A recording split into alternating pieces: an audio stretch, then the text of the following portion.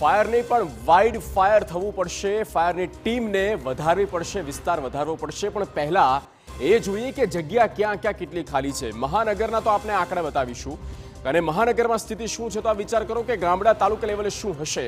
આ આંકડા મેં આપણે સ્ક્રીન પર જો બતાવી રહ્યા છે। જો આગ લાગે તો રાજકોટની સ્થિતિ અત્યારે શું છે તેની વાત કરીએ। કુલ જગ્યા છે 242 અને તેમાંથી જગ્યા ખાલી છે 31 હજી પણ જગ્યા વેકેન્ટ છે, જ્યાં સ્ટાફની હજી પણ ઘટ છે, એ જગ્યા પૂરવાની ભરવાની હજી પણ બાકી છે। રાજકોટ પછી આપણે વાત કરીએ વડોદરાની। આ મહાનગરના આપણે આંકડા બતાવી રહ્યા છે, ડેટા બતાવી રહ્યા છે। 333ની કુલ જગ્યા છે અને તેમાંથી 128 જગ્યા ખાલી છે, ત્યાં હજી પણ સ્ટાફની નિયુક્તિ કરવાની બાકી છે અને ઘણા સમયથી છે આ સ્થિતિ ઘણા સમયથી ચાલી રહી છે। સુરત કે જે સૌથી વધારે બીજા નંબરનું વિસ્તારમાં મોટું છે ક્ષેત્રફળમાં, તો 1473 તેની કુલ જગ્યા છે અને ખાલી જગ્યા છે તેમાં 402। આ 402 ખાલી જગ્યા એક તાલુકો તેમાં સમાઈ જાય એટલી જગ્યા તો સુરતમાં ખાલી પડેલી છે। આપ વિચાર કરો। જામનગરની વાત કરીએ, જામનગરમાં પણ કુલ 113 જગ્યા છે અને તેમાંથી 57 જગ્યા 50% સ્ટાફ સાથે જામનગર ફાયર ટીમ કામ કરી રહી છે। આનાથી મોટી કમનસીબીની વાત કઈ હોય? આ જે આંકડા છે તે આપને ખ્યાલ નથી કે ત્યાં શું છે। આપ એક ફોન કરો છો, ટીમ પહોંચે છે, પણ એની પાસે શું છે, કેટલો મેન પાવર છે, ફાયર સેફટીના સાધનો કેટલા અવેલેબલ છે, અત્યાધુનિક કેટલા છે તે પણ ખ્યાલ નથી હોતો આપને બતાવી રહ્યા છીએ। આ ગાંધીનગરની પણ વાત કરીએ, 170 જગ્યા છે, તેમાંથી 92 જગ્યા ગાંધીનગર જે કેપિટલ છે આપણા ગુજરાતનું, જ્યાંથી સરકાર ચાલે છે, અને એ જ ગાંધીનગર મહાનગરપાલિકા। અફસોસ કરવાની વાત છે ગાંધીનગરી જનતા માટે, અને આ સિસ્ટમ પર સવાલ એટલા માટે થાય જ્યાં કેપિટલમાં આ સ્થિતિ છે તો ત્યાંથી 800-700 કિલોમીટર દૂર જૂનાગઢમાં શું હશે। 51 જગ્યા ખાલી છે અને તેમાં 51 કુલ જગ્યા છે, ખાલી જગ્યા 40 છે। વિચાર કરો, માત્ર 11 લોકોનો સ્ટાફ છે જૂનાગઢમાં અને એમની સાથે આ આખું જૂનાગઢ ફાયર કામ કરી રહ્યું છે। એક સાથે 3-4 જગ્યાએ આગ લાગે તો શું થાય? વિચાર માત્ર પરસેવો છૂટી જાય।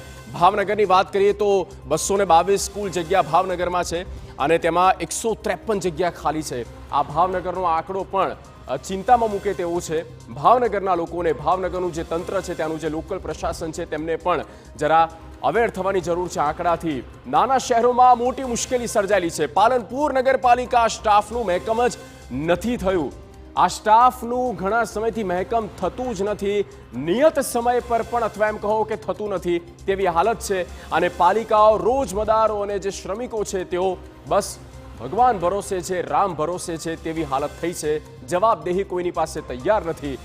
થરા નગરપાલિકાની વાત કરીએ, થરા નગરપાલિકા માત્ર એક મિની ફાયર ફાઇટર છે, એક છે એ પણ મિની ફાયર ફાઇટર છે થરા નગરપાલિકા। તમે જિલ્લો બનાવવાની વાત કરી રહ્યા છો સાહેબ, આ પણ જરા આંકડો જુઓ અને આમાં થોડો પહેલા વિસ્તાર વધારો। કમસે કમ જેટલી જરૂરિયાત છે નિયમ પ્રમાણે તો પૂરતું કરો, પછી આગળ બીજી વાત। ફાયર ફાઇટર માટે સ્ટાફ જ નથી, આ હાલત છે। ઘણી જગ્યાએ આ સિચ્યુએશન છે। અમારી પણ એક લિમિટ છે કે એક જિલ્લા કે એક તાલુકાની ડિટેલ અમે આપને ના બતાવી શકીએ, પણ આપ અંદાજો લગાવી શકો છો કે લમસમ શું હાલત હશે। ડીસાની વાત કરીએ તો ડીસા નગરપાલિકામાં 3 ફાયર ફાઇટર, પરંતુ માત્ર એક જ ફાયરમેન। આ એક જ ફાયરમેન કે જે કંટ્રોલિંગ કરે છે આખા ડીસા નગરપાલિકાને। આપ વિચાર કરો, એમની પણ એક લિમિટેશન હોય, એક મર્યાદા હોય।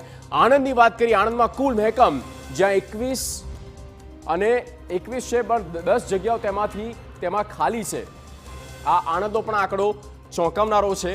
આણંદની વાત કરી રહ્યા હતા, ઘણા એ જિલ્લા છે, ઘણા એ શહેરો છે, ગાંધીનગરની નજીક હોય, અમદાવાદની નજીક હોય, અને ત્યાં આ પ્રકારની પરિસ્થિતિ છે। એમાં ઘણો બધો સુધાર લાવવાની જરૂર છે।